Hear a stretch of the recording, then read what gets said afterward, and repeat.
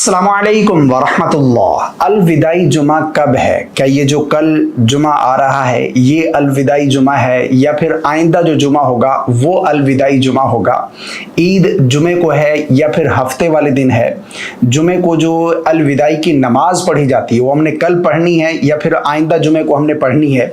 और क़ज़ा उम्री के जो नवाफिल पढ़े जाते हैं इस पर भी मैं कुछ बात करूँगा। सबसे पहली चीज़ कि अलविदाई जुमा कब है, ये सवाल बहुत ज़्यादा लोग पूछ रहे हैं कि अलविदाई जुमा जो है वो कल है या फिर आइंदा जुमा अलविदाई जुमा होगा। तो अच्छे तरीके से समझ लीजिए कि अगर तो चांद 29 का होता है और फिर तो जुमे वाले दिन ईद हो जाएगी और ये अलविदाई जुमा है जो कल आ रहा है। अगर चांद 30 का होता है, जबकि ज़्यादा चांसेस यही हैं कि चांद 30 का ही होगा, अगर चांद 30 का होता है तो फिर हफ्ते वाले दिन ईद होगी और आइंदा जो जुमा आएगा अगला ये अलविदाई जुमा होगा। और अगर ये तो चांद के ऊपर डिपेंड करता है कि 29 का होता है या फिर 30 का होता है, लेकिन ज़्यादा चांसेस हैं कि चांद 30 का ही होगा। और अगर 29 का होता है तो फिर कल वाला जुमा जो है ये अलविदाई जुमा है। अब आइए बात करते हैं कि अलविदाई की जो नमाज पढ़नी है वो हमने कैसे पढ़नी है, और इस हवाले से बहुत ज़्यादा लोग पूछ रहे हैं। बल्कि कल भी मैंने एक वीडियो बनाया था, क़ज़ा उम्री के नवाफिल जो हैं वो एक अलविदाई जुमे को अदा किए जाते हैं कि अगर किसी की 700 साल की नमाजें भी क़ज़ा हैं तो वो सारी नमाज़ों के कफ़ारे के लिए वो 4 रकत काफ़ी हो जाती हैं। बल्कि एक पोस्ट जो है इस हवाले से बनाकर जो है वो वायरल की जाती है कि नबी करीम सल्लल्लाहु अलैहि वसल्लम का ये फरमान है। तो याद रखिएगा, क़ज़ा उम्री के नवाफिल जो है ना, ये जो पोस्टें चलाई जाती हैं इनकी कोई हकीकत नहीं है, ये मन घड़त जो है वो पोस्टें हैं और इस तरह की कोई हदीस जो है वो साबित नहीं है सनद से, सही सनद से जो बयान की जाती है। याद रखिएगा, अगर कोई नमाज कज़ा हुई है ना तो उसकी कज़ा आपके ऊपर लाजिम है। जब तक आप उसकी कज़ा नहीं करेंगे तो आप उस फ़र्ज से बरी ज़िम्मा नहीं होंगे।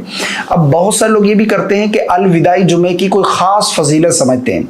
जिस तरह बाकी दिन है ना जुमे के दिन, इसी तरह अलविदाई जुमा भी ऐसे ही है। हाँ, जुमा जो है ये तमाम दिनों का सरदार है, लेकिन ऐसा नहीं है कि इसकी कोई ख़ास फजीलत है या इस दिन में इबादत रोज़ा रखने की या नमाज पढ़ने की ख़ास फजीलत है, ऐसा बिल्कुल नहीं है। जिस तरह बाकी दिनों में हम 5 नमाजें हमारे ऊपर फ़र्ज़ हैं, जुमे की भी 5 नमाजें हमारे ऊपर फ़र्ज़ हैं, वो हमने अदा करनी है। जिस तरह बाकी रमज़ान के दिनों में हम रोज़ा रखते हैं, इसी तरह जुमे का रोज़ा भी हमने रखना है। अब बहुत से लोग क्या करते हैं कि बाकी दिनों में रोज़ा नहीं रखते और अलविदाई जुमा जो है ना ये रोज़ा उनका मिस नहीं होता। वो ये समझते हैं कि ये कोई ख़ास है और इसका बहुत ज़्यादा अजर है। जिस तरह रमज़ान के बाकी दिनों के रोज़ों की फजीलत है ना, इसी तरह अलविदाई जुमे के रोज़े की फजीलत है। याद रखिएगा, मैंने ये एमरजेंसी में वीडियो बनाई है। बहुत सारे लोग ये सवालात कर रहे थे अलविदाई जुमा कब है, हमने जो है वो अलविदाई जुमे को नमाज अदा करनी है।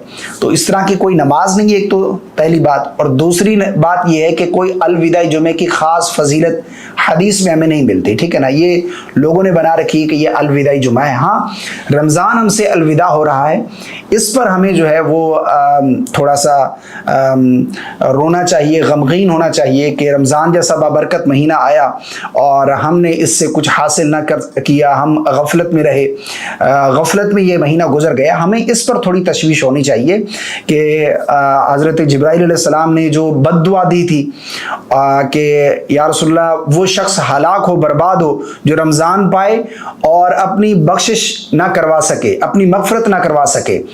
तो नबी करीम सल्लल्लाहु अलैहि वसल्लम ने इस पर आमीन कहा।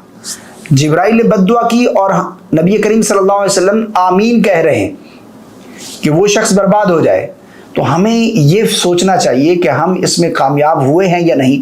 हमें ज़्यादा से ज़्यादा इबादत में मेहनत करनी चाहिए। और नबी करीम सल्लल्लाहु अलैहि वसल्लम आखिरी अशरे में अपनी कमर कस लिया करते थे, अम्मी आयशा फरमाती हैं।